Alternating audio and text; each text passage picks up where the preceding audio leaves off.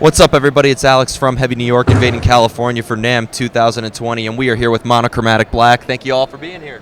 Yeah, no problem. Thank you for having us. It's so awesome to have you here. Your newest record is Numa. Do you just want to talk about how the making of this record was, the recording, and all that fun stuff? Sure. So we linked up in January of 2018, and we got together. Our first song was The Herd, so we wrote that and recorded it, put out a video for it in, I think, March or May of that year. Yeah. And then it got some pretty good reception, so we were like, you know what, cool, let's keep going. And we took the rest of that summer to write the 6 tracks, and then we headed over to the studio in November, and that's basically it. It came out earlier in 2019. That's awesome. Was there like a preconceived idea for how you wanted this record to sound, or was there kind of like some improvising involved? After The Herd, we had kind of like a concept album, so it's like starting from the bottom and then to the top, but The Herd was kind of separate from that, but we ended up being able to make it work with it, so yeah. That's awesome. Is there a time where maybe a lyrical concept could determine the outcome of the music itself? Not for us, not for us really, because they always write the music first and then I add the lyrics after the fact, so ours doesn't really work like that, yeah. However, when we do hear Tanya's lyrics, we'll make adjustments to the music, so we do we want to make sure that the entire experience is coherent. It just might not start off that way.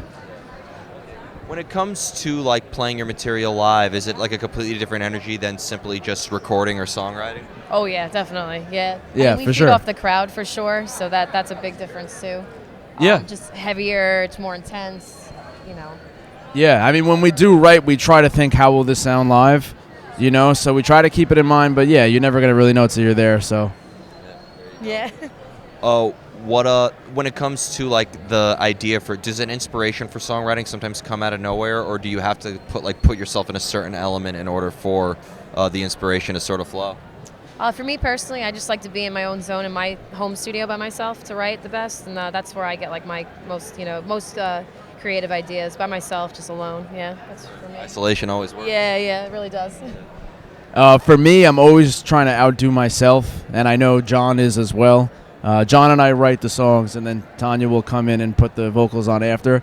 So we I guess we're always inspired because we just always want to outdo ourselves, and we pay attention to the climate of what's going on and stuff, and we always just want to do something fresh, and we're just always inspired. This is what we do. We never have writer's block, really. This is all we ever want to do. So, how do you know when a song is done?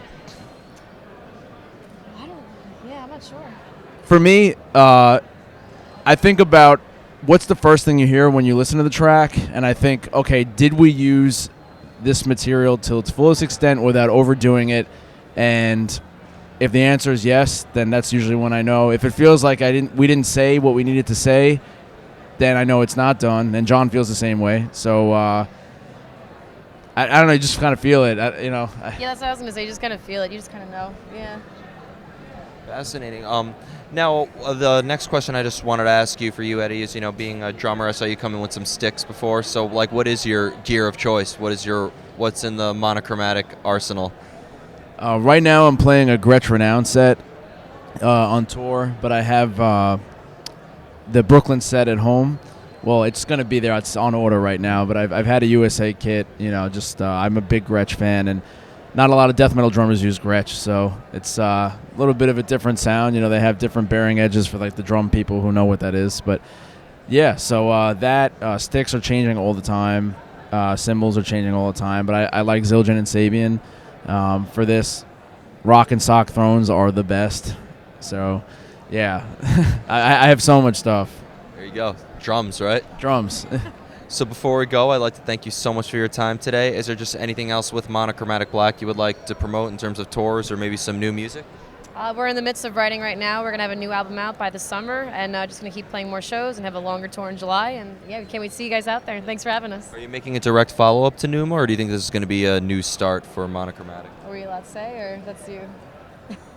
Well, we'll say we have the answer to that. I don't know if it's collective, if we can release it, but it's going to be another EP, and another EP. It's going to be another EP. So in a way, yes, it's a follow-up. Yeah. Yeah. Yeah. Well, thank you guys so much. Everybody, Monochromatic Black. This is Alex from Heavy New York. We'll see you next time.